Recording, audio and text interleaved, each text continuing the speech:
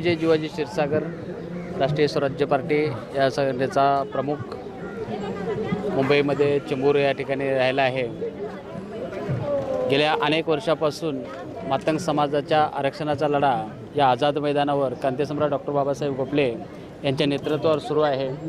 त्यांच्या नेतृत्वावरच आयोगाची स्थापना झाली, परंतु आजपर्यंत हे सरकार, हे गेंड्याच्या कातडीचं सरकार आरक्षणाला जाणून बुजून विरोध करतोय की देण्याचं टाळतोय।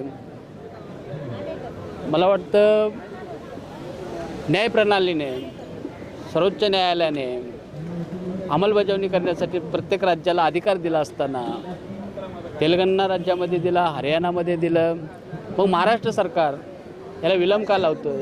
त्यासाठी हा आजचा जो आंदोलन होतं ते लोकस्वराज्य संघटनेच्या वतीने जे आंदोलन घेतलं त्यासाठी आम्ही मुक्ताई ब्रिगेड, राष्ट्रीय स्वराज्य पार्टी या सर्व संघटनेच्या वतीने आम्ही त्यांना जाहीर पाठिंबा दिला आहे।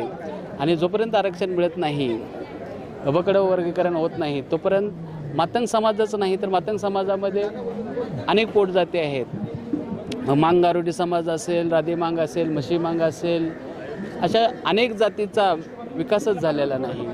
मातंग समाजामध्ये बोटावर मोजणे इतके काही लोक सुशिक्षित झालेले आहेत, काही लोकांना त्याचा न्याय मिळालेला आहे, त्याचा फायदा झालेला आहे, जे प्रवाहात आहेत त्यांचा फायदा झालेला आहे आणि ते आता मागं वळून बघत नाहीत। ते अशा प्रकारचे आणि सर्वसामान्य लोकांना अद्याप आरक्षणाचा कुठलाही फायदा झालेला नाही। त्याच्यामुळं हा आमचा लढा अविरत चालू राहील। जोपर्यंत आम्हाला आरक्षण मिळत नाही तोपर्यंत आझाद मैदान सोडणार नाहीत। ही आमच्या डॉक्टर रामचंद्र भरांडे यांनी जो निर्णय घेतला आहे त्याला आमचा जाहीररित्या पाठिंबा आहे आणि आम्ही त्यांच्यासोबत आहोत।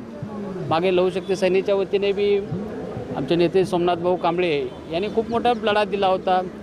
त्यांनी ही या ठिकाणी बऱ्याच कार्यकर्त्यावर गुन्हे नोंद आहेत, गुन्हे झालेले आहेत, तर हे गुन्हेसुद्धा त्यांनी सरकारने मागे घ्यायला पाहिजे आणि त्या पोरांचं जे करिअर बिघडलेलं आहे आणि हे करिअर बिघडण्याचं काम समाजासाठी होत आहे। समाजाला न्याय मिळत नाही म्हणून अनेक लोकांचे करिअर उद्ध्वस्त झालेले आहेत, अनेक कुटुंब उद्ध्वस्त झालेले आहेत।